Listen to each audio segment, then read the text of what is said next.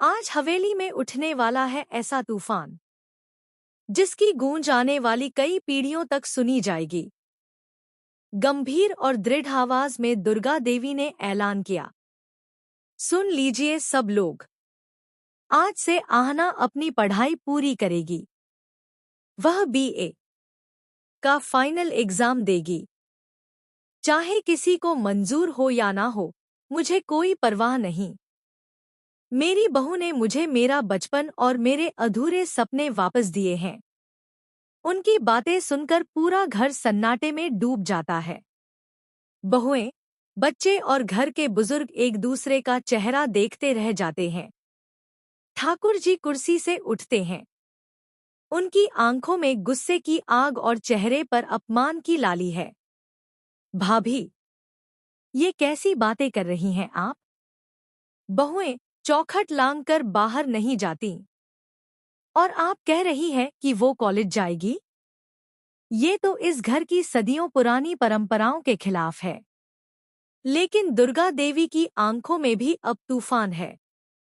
ठाकुर जी, ये घर मेरा है और मैं अपनी बहुओं के लिए वही करूंगी जो मुझे सही लगेगा। खबरदार, अगर आहना के खिलाफ एक भी शब्द कहा तो। आहना की आंखें आंसुओं से भर जाती हैं। अर्जुन खामोश खड़ा है, लेकिन उसकी नजरों में मां के लिए गर्व साफ झलक रहा है। तभी बुआ जी हाथ में माला लिए आगे बढ़ती हैं।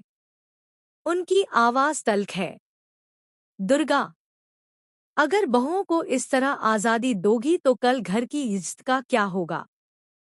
बहुएं पढ़ लिख कर अपने फैसले खुद लेने लगेंगी तो इस हवेली का मान मिट्टी में मिल जाएगा। दुर्गा देवी की आवाज अब और सख्त हो जाती है।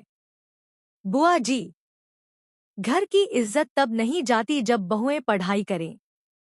इज्जत तब जाती है जब औरतों के सपने कुचल दिए जाएं।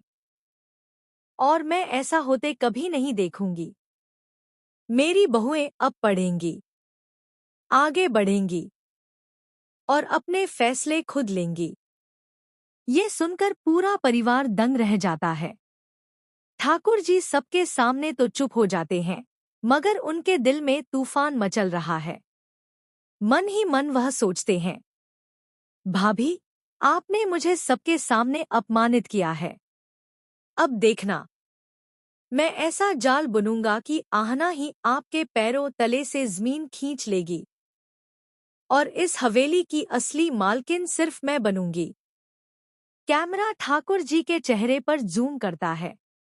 उनकी आंखों में खतरनाक साजिश की चमक तैर रही है। रात का वक्त। दुर्गा देवी अपने कमरे में बैठी दवा खा रही हैं। उनकी तबीयत दिन ब दिन बिगड़ती जा रही है। उनकी नजर सामने रखी आहना की किताबों पर पड़ती है।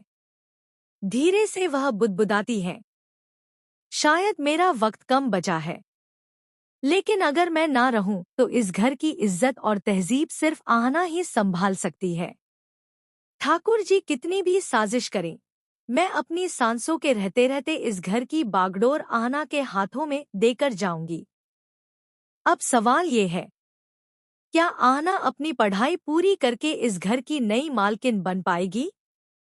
या फिर ठाकुर जी की चालें उसके सपनों को मिट्टी में मिला देंगी? दुर्गा देवी के इस फैसले से उठा तूफान कहाँ जाकर थमेगा, देखना बेहद दिलचस्प होगा। अगले एपिसोड में